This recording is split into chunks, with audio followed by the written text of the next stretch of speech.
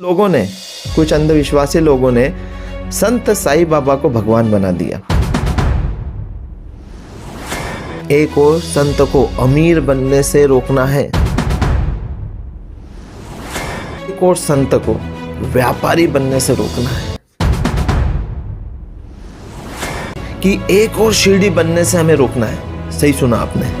जब मैंने ये वीडियो बनाने का सोचा तो मेरे कुछ लोगों ने बोला कि ये वीडियो कंट्रोवर्सी हो जाएगा, कंट्रोवर्शियल हो जाएगा, इसमें कंट्रोवर्सी खड़ी हो जाएगी। आज का टॉपिक है हमारा संत सियाराम बाबा और संत साईं बाबा में समानताएं क्या थी। सबसे पहले हम बात करेंगे आज के वीडियो का पर्पस। आज का पर्पस क्या है दोस्तों? आज ये टॉपिक का वीडियो बनाने का पर्पस है मेरा और हमारा गोल है कि एक और शिरडी बनने से हमें रोकना है। सही सुना आपने, एक और शिरडी बनने से हमें रोकना है। दूसरा पर्पस, एक और संत को व्यापारी बनने से रोकना है। तीसरा पर्पस, एक और संत को अमीर बनने से रोकना है। चौथा पर्पस, एक और संत के नाम पर एक व्यापार का हब बनने से रोकना है। हाँ दोस्तों, जब मैंने ये वीडियो बनाने का सोचा तो मेरे कुछ लोगों ने बोला कि ये वीडियो कंट्रोवर्सी हो जाएगा, कंट्रोवर्शियल हो जाएगा, इसमें कंट्रोवर्सी खड़ी हो जाएगी। तो भाई साहब, मुझे अपने विचार रखने का हक है और मैं अपने विचार रख के रहूँगा। इस वीडियो में मैं अपने विचार रखूँगा। हो सकता है कोई अग्री हो, कोई डिसअग्री हो। तो शुरू करते हैं आज का वीडियो संत सियाराम बाबा और संत साईराम बाबा के नाम से। पहली समानता जो दोनों में थी और बड़ी खूबसूरत समानता थी वो ये कि दोनों संत थे। ध्यान से सुनिएगा, दोनों संत थे, भगवान नहीं। क्योंकि दोनों ने जीवन भर अपने आप को एक संत ही बताया, भगवान नहीं। कुछ अंधविश्वासी लोगों ने संत साईं बाबा को भगवान बना दिया, वरना पहली दोनों में समानता थी कि दोनों संत थे। दोनों ने पूरा जीवन संतों की तरह बिताया। दोनों ने संत की परिभाषा को सही साबित किया। तो सबसे पहली बड़ी समानता दोनों में कि दोनों संत थे और दोनों ने संत की परिभाषा को सही साबित किया। दूसरी समानता, दोनों ने समाज सेवी जीवन जिया। दोनों ने पूरे जीवन समाज की सेवा करी। संत साईं बाबा ने समाज की सेवा करी, गरीबों की, वंचितों की, पिछड़ों की और प्रकृति की, जानवरों की सेवा करी, जो हमने किताबों में पढ़ा है, वीडियो में देखा है। उसी तरीके से निमाड़ के महान संत सियाराम बाबा ने पूरा जीवन समाज सेवा में बिताया, प्रकृति की मदद करी। उन्होंने अपने दान आए पैसों से रोड बनाए, स्कूलों में फ्री ऑफ कॉस्ट एडमिशन्स के लिए स्कॉलरशिप्स के पैसे दिए, बहुत सारे मंदिरों का जीर्णोद्धार करवाया और सबसे इम्पोर्टेंट, नर्मदा परिक्रमा वासियों के लिए रहने के लिए भोजन की व्यवस्था करी। उन्होंने दान में आए हुए पैसों का उपयोग अपनी लाइफ को लग्जरी जीने में नहीं खर्च किया। उन्होंने ऐसी वाली कार नहीं खरीदी, ऐसे वाले बंगले नहीं बनाए। अरे संत सियाराम बाबा के लिए तो उनके भक्तों ने एक बहुत बड़ा आश्रम बनाया, बट वो उस आश्रम में रहने नहीं गए। माँ नर्मदा के तट के किनारे एक छोटे से आश्रम में अपना पूरा जीवन बिताया। इसी तरीके से संत साईं बाबा ने भी बड़ा बंगला नहीं बनवाया अपने भक्तों से दान लेकर। तो दोनों ने समाज की सेवा करी। ये दोनों में एक समानता। दोनों ने बहुत सारे चमत्कार किए। हाँ दोस्तों, जैसे संत साईं बाबा की हम कहानियाँ सुनते हैं कि वो बहुत चमत्कारी थे, चमत्कार बताते थे, बस ऐसे हाथ घुमाने पर किसी भी की बीमारी दूर करते थे। तो मैं आपको बता दूं, संत सियाराम बाबा ने भी बहुत सारे चमत्कार किए। बिना माचिस के दीपक जलाया उन्होंने, ठीक है। वो कितनी भी ठंड हो, एक लंगोट में ही जीवन जिया, कितनी भी ठंड हो, है ना। तो ऐसे बहुत सारे चमत्कार उन्होंने किए भक्तों के सामने, संत सियाराम बाबा ने। बट ध्यान से सुनिएगा, दोनों की एक समानता, दोनों ने अपने आप को कभी भगवान साबित नहीं किया। दोनों ने कभी नहीं कहा कि मैं भगवान का भेजा गया दूत हूँ। दोनों ने कभी नहीं कहा कि मैं भगवान का अवतार हूँ। दोनों ने कभी नहीं कहा कि हमारे पास ये भगवान के द्वारा दी गई शक्तियाँ हैं। तो ये भी एक खूबसूरत समानता थी दोनों की। दोनों में एक समानता लालच को लेकर, है ना। संत की परिभाषा कैसे सही करी दोस्तों? पुराने ज़माने में लोग संत बनते थे मोहमाया त्यागने के लिए। अब कुछ लोग संत बनते हैं मोहमाया पाने के लिए। तो दोस्तों, दोनों मोहमाया से दूर थे। दोनों ने लाखों करोड़ों रुपए के बंगले नहीं बनाए, है ना। एसी के रूमों में नहीं रहे, उन्होंने लग्जरी लाइफ नहीं जी। अरे संत सियाराम बाबा का सिद्धांत था कि 10 रुपये से ज़्यादा उन्होंने अपने आश्रम में कभी दान नहीं लिया। अगर आप 2000 भी दान देंगे तो 1990 रुपये आपको वापस कर दिए जाएंगे, उसमें भी आपको चाय पिलाई जाएगी आपके 10 रुपये के बराबर।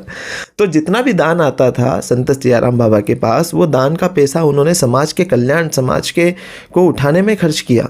तो दोनों ने लग्जरी लाइफ नहीं जी, दोनों ने लालच नहीं किया, दोनों ने मोह माया त्यागी, है ना, दोनों ने बस प्रभु सेवा और समाज सेवा में अपना जीवन बिताया। अब जैसे कि साई बाबा की मृत्यु के बाद संत साई बाबा, संत साई भगवान नहीं, संत सियाराम बाबा, संत सियाराम भगवान नहीं, क्योंकि अगर हम इन्हें भगवान कहेंगे तो ये खुद हमसे नाराज होंगे।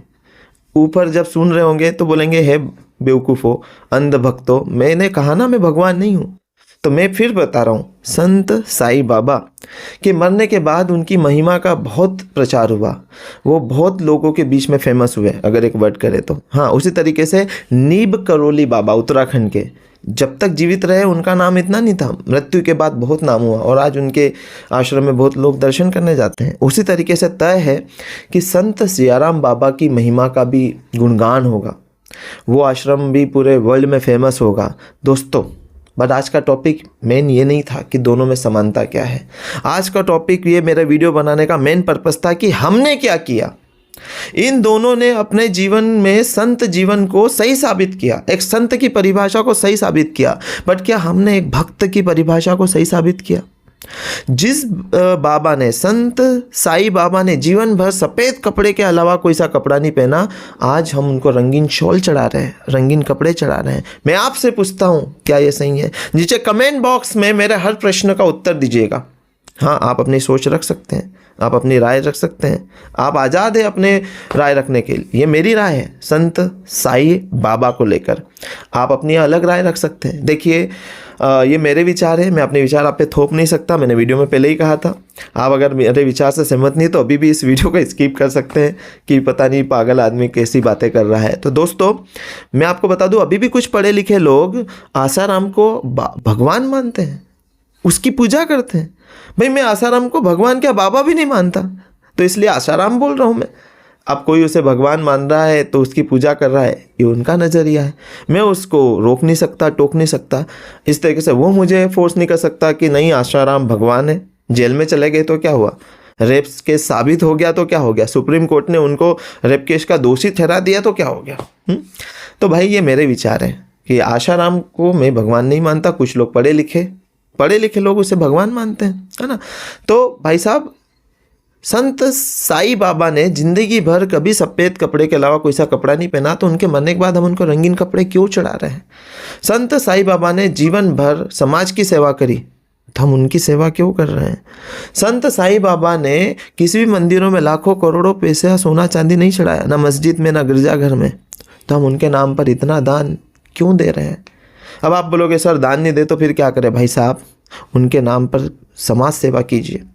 अगर आप 500 रुपये की शॉल साई बाबा को चढ़ा रहे हैं तो उनके नाम से किसी गरीब की सेवा कर दीजिए। अरे लोग, उनको बहुत ही खुशी होगी। आप इमेजिन कीजिए कि जो संत जिंदगी भर चेयर पे नहीं बैठा, आज उसे करोड़ों के सिंहासन पे बिठा दिया है।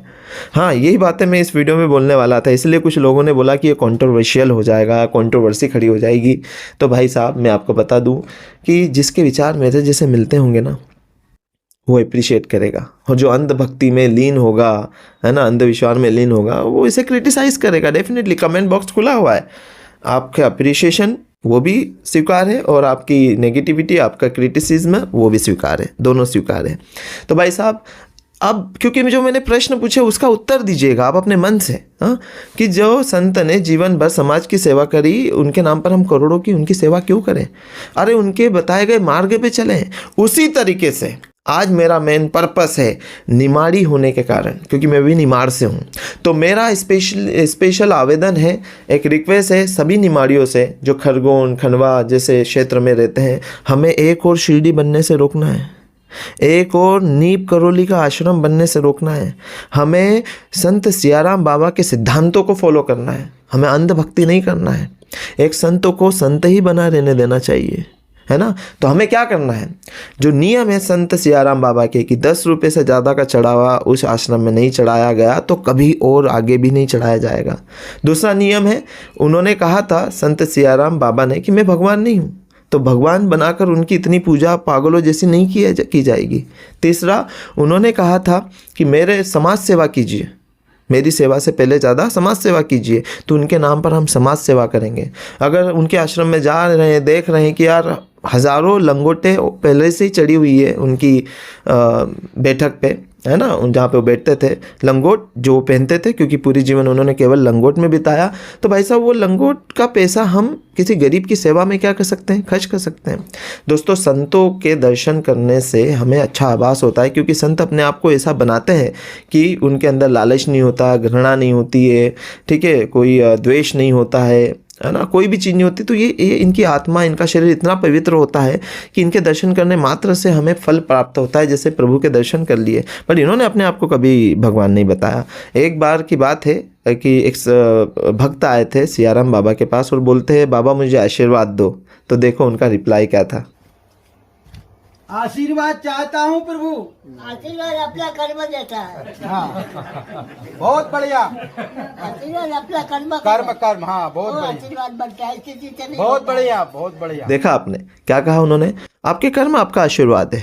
मेरे आशीर्वाद देने से आप बिलियनियर मिलेनियर बन जाओगे, मेरे आशीर्वाद से आप लाखों करोड़ों कमा लोगे, ये कब कहा मैंने, ये पॉसिबल ही नहीं है। आपके कर्म कीजिए, वो आपको आशीर्वाद देंगे। तो दोस्तों, वीडियो अच्छा लगा हो तो ज़्यादा से ज़्यादा लोगों तक शेयर कीजिए, हाँ, और कमेंट कीजिए, कमेंट में अपने भी विचार रखिए, आप आज़ाद हैं। आपको अगर वीडियो अच्छा लगा हो तो अप्रिशिएट कीजिए, तारीफ कीजिए, फीडबैक डालिए, और क्रिटिसिज्म करना है, क्रिटिसाइज़ करना है तो क्रिटिसाइज़ कीजिए, मुझे कोई आपत्ति नहीं है।